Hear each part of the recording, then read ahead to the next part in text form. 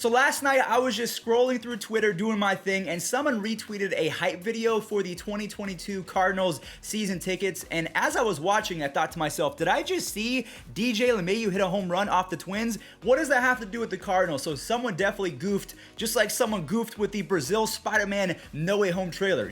He moves right there!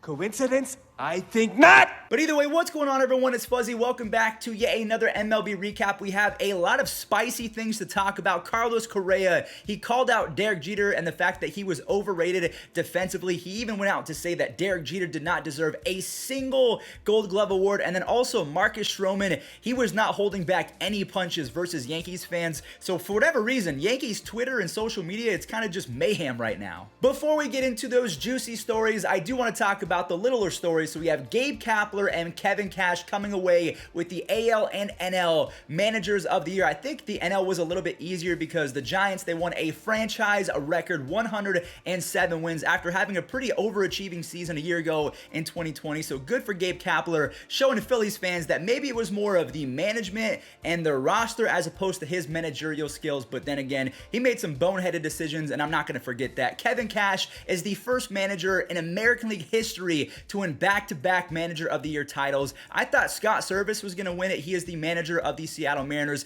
To me, he was robbed, but I guess no one really cares about these awards anymore because, I don't know, the voting, again, just seems really strange. Speaking of voting, the Cy Young Award winners in both leagues will be announced tonight, so you guys have to let me know in the comment section down below. I did not make these graphics. This is from the MLB Network Twitter account, so of course, I would be using stats like FIP and XFIP and Sierra and stuff like that. MLB Network is still kind of behind the 8 ball, and hopefully going forward they can start using advanced analytics. But as you guys see the pictures and the graphics in front of you, who do you think is going to win the Cy Young in each league? I have Corbin Burns and Robbie Ray, and again, the case for Robbie Ray, at least for me, is Garrett Cole lost it in the final month of the season as opposed to Robbie Ray being the outright winner, if that makes sense. Two quick rumors I want to discuss. We have Javier Baez being linked to the Boston Red Sox of all teams, and I think this is because he had a monster second half with the Mets. He basically hit 300 and had a 371 on base percentage and a 141 OPS plus in his final 47 games.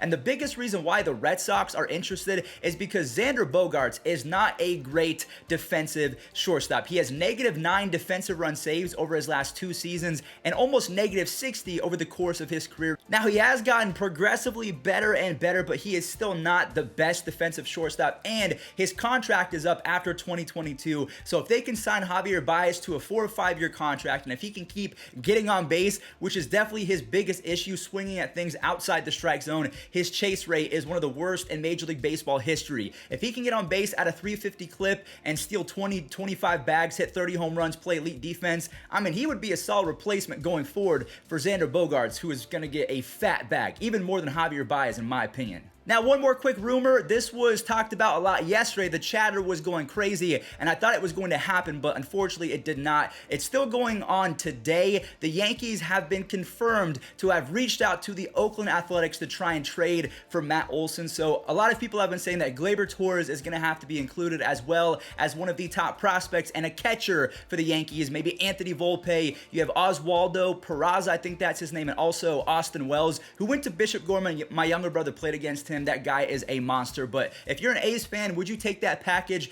Gleyber Torres, another shortstop prospect and a catching prospect. I don't know. Matt Olson, you can make an argument that he is the best first baseman in all of Major League Baseball. I mean, to me, I would still give that honor to Paul Goldschmidt or Freddie Freeman, but Matt Olson, he's definitely top 3 in my opinion. All right, let's get on over to the juiciest story, at least to me. Carlos Correa came out and said that Derek Jeter did not deserve a single Gold Glove. And if you don't remember, Jeter won 5 of them. And for reference, Carlos Correa, he won a Platinum Glove this year and a Gold Glove because he had 21 DRS. That is 21 defensive runs saves. Now, if we take a look at Derek Jeter's first 3 Gold Gloves, in 2004, he had 13. Oh, I should also include this. -13 DRS. In 2005, it gets even worse. He had a whopping, I can't even believe this was a real stat, and the fact that he won a Gold Glove,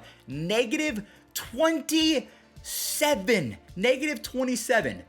How does that even happen? And then in 2006, he had negative 16 defensive run saves. So if we do the math, that is negative 56 defensive run saves, and he won a Gold Glove for those efforts. And I completely agree that Derek Jeter did not deserve any of those Gold Gloves, but I don't think that Derek Jeter was the worst defender in the history of baseball, because to me, his baseball IQ really helped out. So he was able to turn the fancy plays and use his arm to really stand out against the other competition. Because if we take a look at a guy like Adam Everett, he was better defensively, but he was a little bit more boring and more fine-tuned. So he was not on ESPN Top 10 highlights for all of the kids to watch and think, wow, Derek Jeter is the greatest defensive shortstop since Ozzie Smith. Completely not the case. I would honestly argue that there was 25 other better defensive shortstops at the time of Derek Jeter's prime. So to me, I think Carlos Correa is on the money, but I don't think that he had to be as brutally honest as he was, because now I feel like Yankees fans do not want him, especially after what happened in 2017 where, the Astros stole an MVP from Aaron Judge, and then the Buzzers in 2019, I believe it was. So Carlos Correa, if he goes to New York,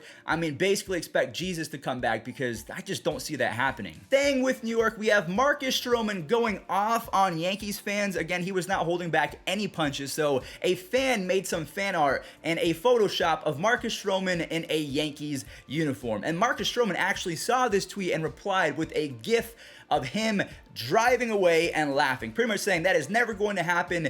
Brian Cashman a few years ago said that pretty much Marcus Stroman, there's no it factor, there's nothing special about him. And Stroman, I guess they squashed the beef, but it looks like he is still angry, or he still has some personal vendettas against the Yankees franchise, because another person said that Stroman has never pitched a meaningful game in his entire life. And Stroman clapped back with, "You mad because that crazy payroll continues to let you down year after year? Get off my page and go communicate with the front office. Bitter boy, LMAO, clown emoji, laughing face." So again, Marcus Stroman, he does not care about your feelings. He's all about, self-positivity. So he's confident in himself and his skills. He's about to get paid a bunch of money. So I don't think he really cares about the Yankees trolls or the Mets trolls or Angels trolls, anything like that. They pretty much made me stop trolling, because it was like, oh my gosh, they have some pretty good clapbacks. So now I'm just, normal, nice fuzzy over on Twitter, and life is way less stressful. So Marcus, if you're watching this, it is not a good look whatsoever. I promise you, people are looking at you like,